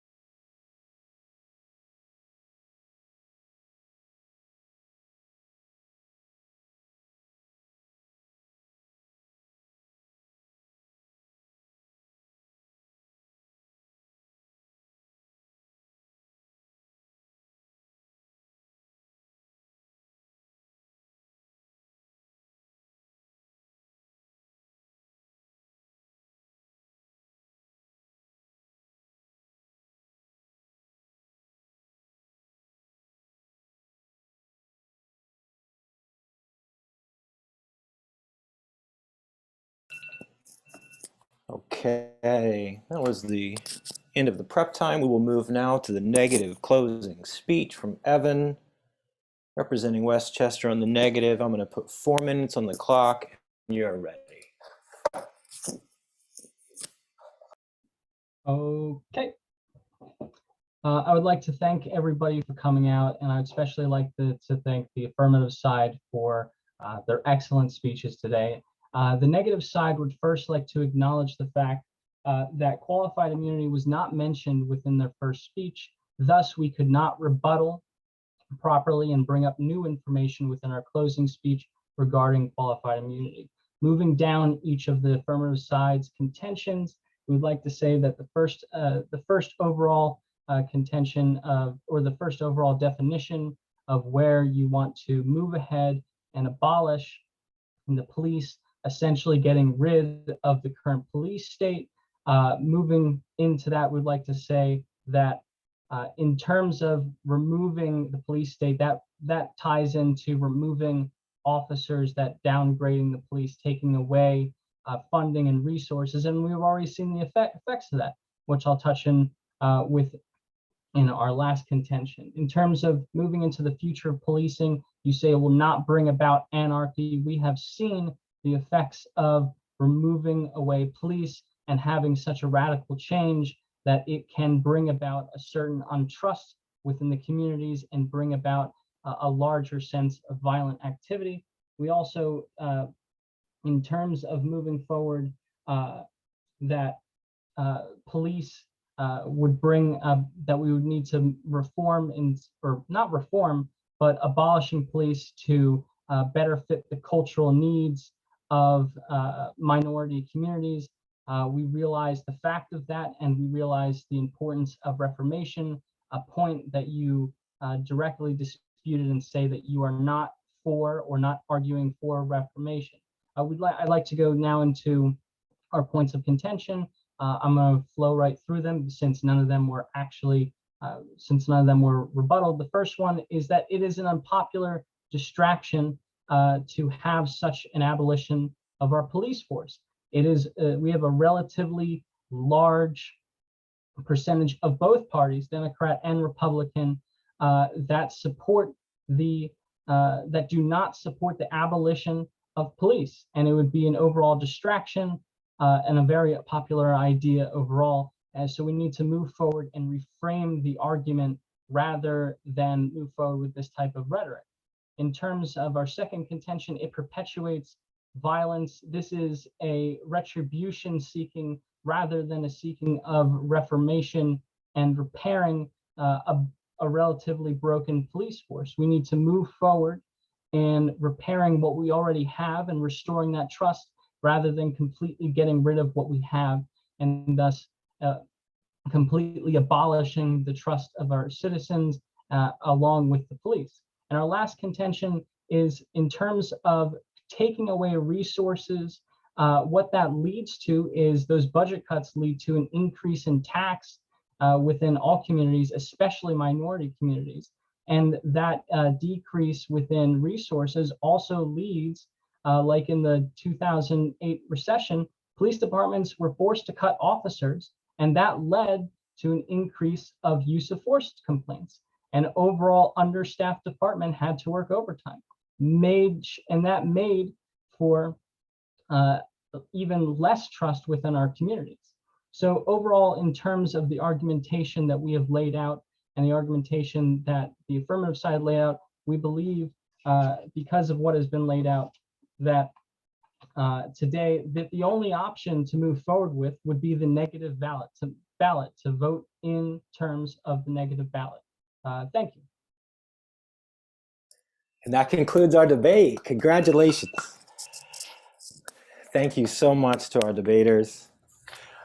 Deep sigh of relief. And I think it's funny because, you know, the 4 minutes of Zoom time when you're not a debater feels like an eternity. And when you are a debater, it goes by in about 2 seconds. What a great round. I want to thank the coaches again.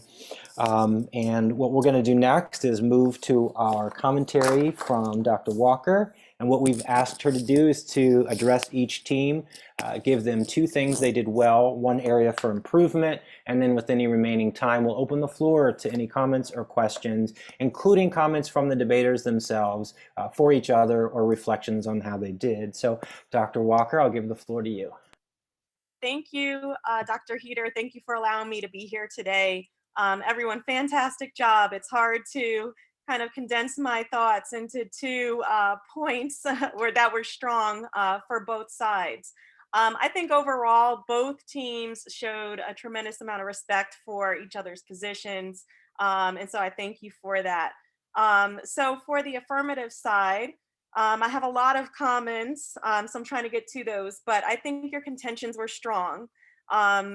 Your thoughts were well presented. You had facts and statistics to back up your points, and you did that very well. Your thoughts were organized, of course, and everything was tight, basically.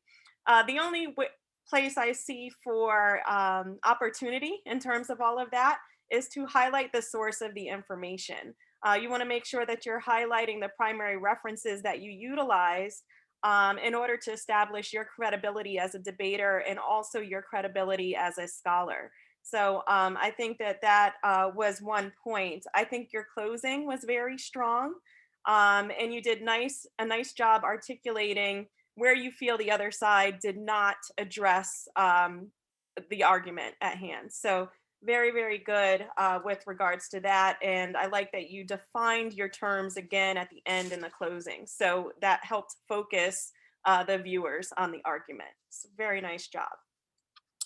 As far as the negative side, another strong job. I think that you did a nice job expressing that the decrease in police officers or the prevalence of police officers led to an increased violence. And so I would just want to also hear what sources you had for that information, where that came from. So that was a good argument, I think, that you had. But again, we want to highlight the source of that information. Great job with the facts. I have your information was presented in a clear, effective manner. And as far as your closing, I think you did a very nice job discussing a fault of the first group, which that they brought another argument into the discussion. So that was a nice catch on your end. And just overall, wonderful job. And I'm happy to be a part of this. And it's so wonderful to see how brilliant our scholars are. And Dr. Trotman, this is where your work several years ago has taken us. So thank you for everything that you've done with the FDI and getting us started as the inaugural member. So I appreciate all of that. And you all are part of great legacy. So thank you. Thank you, Ayanna. Comments and thoughts, including from our debaters. Floor is open. I'll just chime in again on general terms and echo a lot of the things that Dr. Walker has expressed and thanking Dr. Trotman for getting all of this work started and how, because like I operated in that legacy as an FDI scholar, so it's grateful to see everything that has really taken off. And as I expressed earlier this morning, it's important that we continue to have these conversations. And I know I was in the beginning part when Nicholas was talking about the dialectic and the Hegelian stuff. That's important, because even if we have these conflicting ideologies, it's just proof that we can engage them in a civil manner. And I think that goes part and parcel with one of the, not to get too political, one of the major problems that we have nowadays is that we just can't sit down and have a Socratic dialogue or a civil discourse. So that is very, very important. And to see the students throughout the system and the FDI doing this sort of work is inspiring.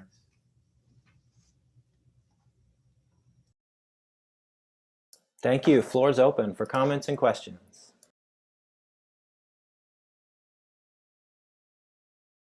I just want to say great job to both teams. I think that you've done really well handling the weight of the conversation, because this conversation is a conversation that's rooted in, as Robert Frost would say, ages and ages hence. And so I think that you handled it really well. And I would like to also say, just pinpoint Mr. Nicholas and say, great job on bringing in the historical backdrop of policing and placing it in its proper historical context. I think that that added a little more, gave a little more insight into the conversation, as well as the opposing team. I think that you guys done a great job as far as handling and synthesizing the information that came from the opposite team. Um, like Mr. Nicholas had said earlier, it's two different ends of the spectrum, but it reminded me of W. Du Bois that says two unreconciled strivings, whose strength alone keeps it from being torn asunder, and the strength alone is in the conversation. And I think both teams handle it really well. Thank you. Hey, debaters, how do you feel? Evan, Zara, how do you feel? Good. Yeah, I just want to thank our opposition for providing such a great debate and a great opportunity to talk about this issue. And we're so appreciative you guys changed on a dime. Oh my gosh. But Shelly, Kyle, how you I feeling? definitely agree. The way you guys came so hard last minute changing your argument, I would imagine what you guys would have had if you had what you initially had. It was great to debate you guys. Yeah, I definitely applaud you guys for changing your arguments, especially at the last minute, because you guys are better than me. I don't think I'll be able, or I'll want to do something like that at the very, very last minute. Yeah, you guys are definitely tough for that, and I really liked how you guys were able to point out that, like, there were extra and added arguments to our to what we were saying and things like that. I'm definitely infamously known for coming aggressively at a lot of people, and it can be hard for people to sort of like just calm down and just like be able to slow things down and notice those things. So I definitely appreciate that. Well, thanks so much to our debaters.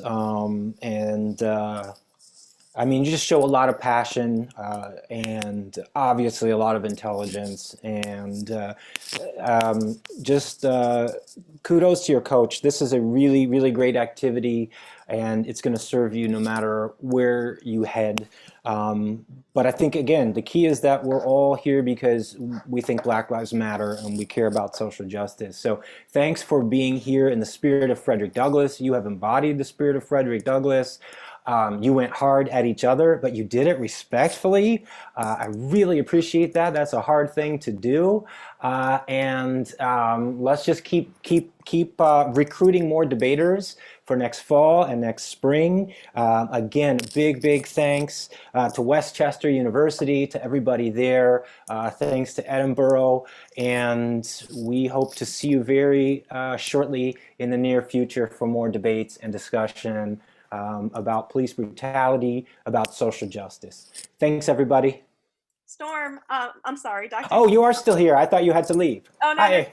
Before we leave, I see Nedrick dropped the evaluation form in the chat. So if you wouldn't mind, please, this is for those attending, but also for presenters for the session. We would really appreciate it so that we have the fuel to continue these great talks and things that we've been doing all week with the conference. So I appreciate it. Thank you, Nedrick. Thank you, Dr. Heater. Thanks, Ayanna. Thanks. All right. Great job, Zara. Great job, Evan. Great job, Shelly. Great job, Kyle. See you soon.